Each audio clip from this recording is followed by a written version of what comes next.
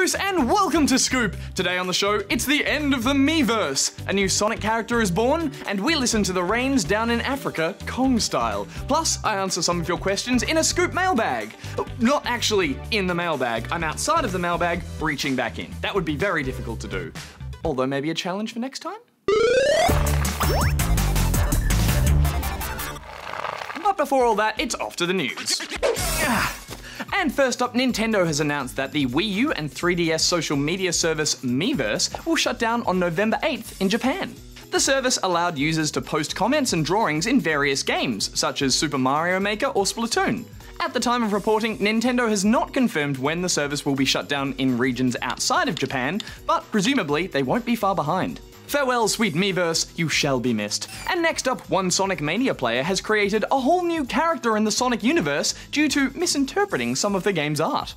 After seeing the Spider Mech Boss, artist Alpha Gamboa didn't see the upside-down Robotnik, but instead saw a whole new character, which many are dubbing Robotnik's niece. The new character quickly caught on, with others sharing their own drawings and interpretations of her. No consensus seems to have been reached about what to call her though. Egget? Egatha? Yolki Dolki? Whatever name they pick, she's an excellent addition to the Sonic cast. Rad'd be proud of that one. And finally, some genius from the internet has taken the sound library from Donkey Kong Country and created a cover of one of the greatest songs ever written, Africa by Toto. Don't believe me? Have a listen.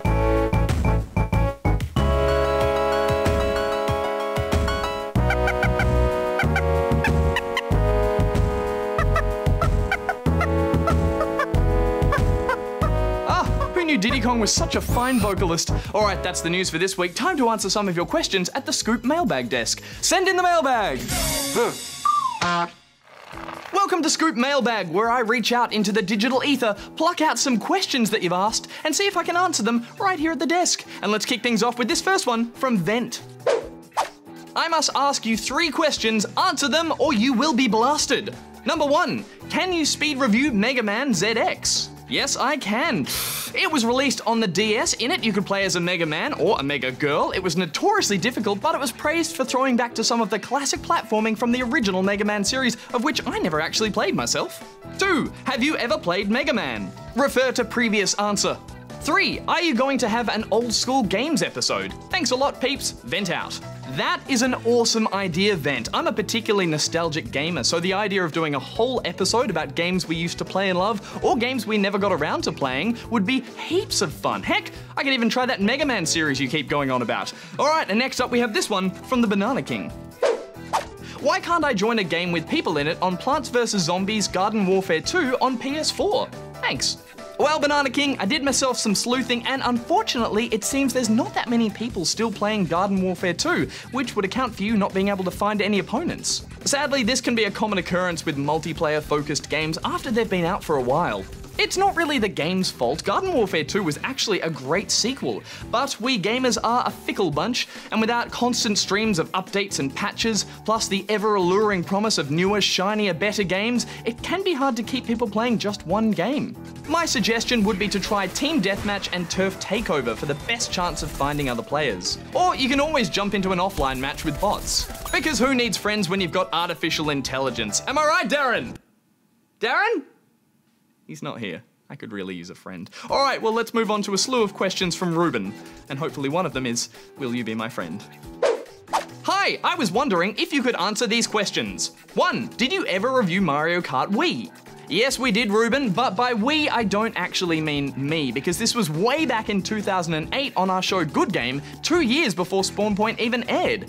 But I can tell you 2 things about the game. Number 1, it almost received a perfect score. And number 2, I would have to say it's probably my favorite in the Mario Kart series. It was a real step up in graphics, it was actually really fun using the tilt controls with that silly plastic wheel thing, plus it would populate the world with Mii characters from your console. Such great memories. Fingers crossed we see it turn up in some sort of Switch virtual console. 2, are there still good games for Wii for sale? Well, the console is over 10 years old now, so I imagine it'll be hard to find a store still stocking boxed copies.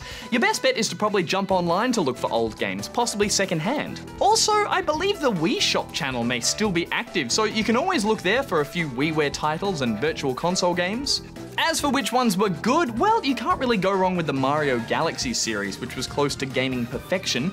The Wii Sports Resort title was actually a heap of fun, and one I really loved was Boom Blocks, which was a Jenga-style puzzle game developed by, get this, famous film director Steven Spielberg. I mean, the game was less about a classic cinematic universe populated by wonderful characters going on heroic adventures and more about blocks that went boom, and it was heaps of fun. 3. In FIFA 18, will the journey continue? Indeed it will. EA Sports has confirmed that the journey mode will return in FIFA 18, and so will the main character Alex Hunter. Yay! More story in my soccer. 4. What are the best games for PS4? Well, it's not really my place to say what the best games are, that's always up to you, but I can tell you that my current PS4 playlist includes Gravity Rush 2 and Rhyme. Both are set in stunning worlds with wonderful characters and gorgeous art styles. Definitely worth checking out. Last of all, are there any Avatar-based games for PS4? Well, if you're talking Avatar, The Last Airbender series, and not about basting a turkey, then yes, there's actually a game based on the Legend of Korra spin-off series. It's a bit of a missed opportunity, just being a standard platformer, and there's not really much story. But if you like the animation style and the characters, then there's definitely some fun to be had. Okay, on to the next letter. Hey there, here is a picture of Barjo, Rad, Goose, Darren in spaceships, and Crash Bandicoot and Neo Cortex are crashing down on you, and Darren is saying wow, wow, wow, by Ines Familton, age 7.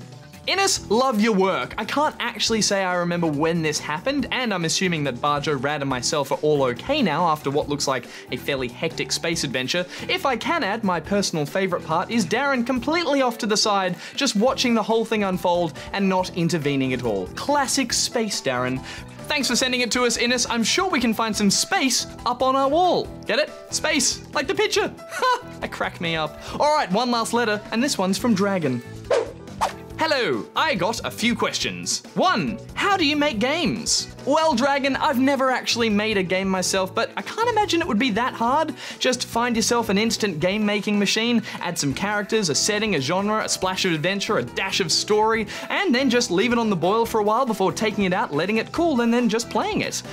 Either that, or you could maybe study game design. You could learn to code using some simple software like Scratch or Game Maker, possibly even meet up with some other people interested in making games like illustrators, artists, and musicians, come up with an idea together, maybe build a prototype, bug test it, show it to your friends and family, and eventually release it before starting the whole process over again.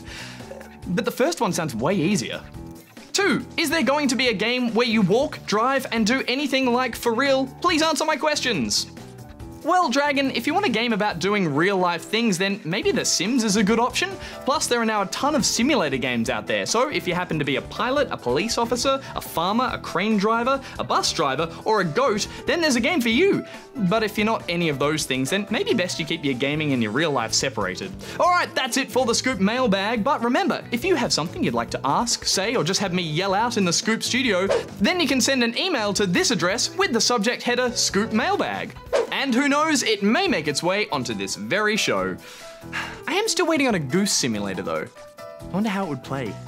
Just waddle around. Who needs a game? You know what, those were some particularly well answered questions, if I do say so myself. And if you'd like your question particularly well answered, don't forget to send it in. Alright, that's the Scoop for this week. Until next time, Goose out. Hey, cue that monkey music again. Oh, yeah, them jungle grooves.